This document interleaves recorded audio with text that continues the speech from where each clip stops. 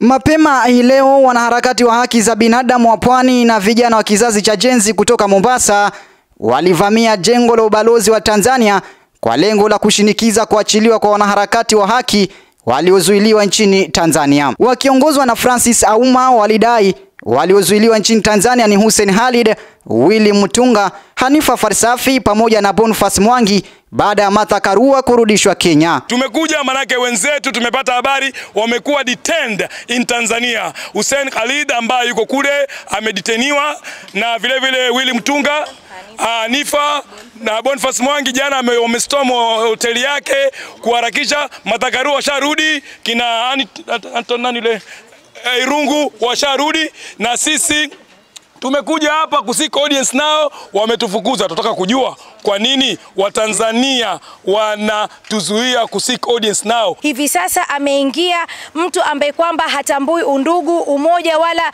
amani katika hili jumuiya. Na Mama Suluhu, tunataka kuambia kwa umetuaibisha.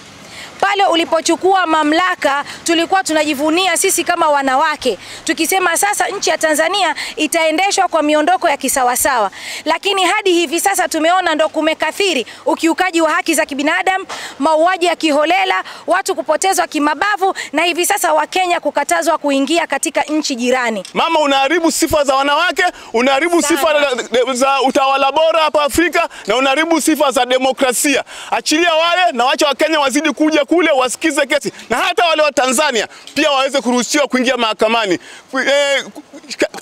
Hali nzuri ya kuendesha kesi ni lazima watu wasikie. Justice must be done na must be seen to be done. Ukiwa unafungia watu wasiende, tutajua nini wanaongea pale ndani. Nikiripotia Al Hajad TV kutoka kaunti ya Mombasa, mimi ni Abdurrahman Toya.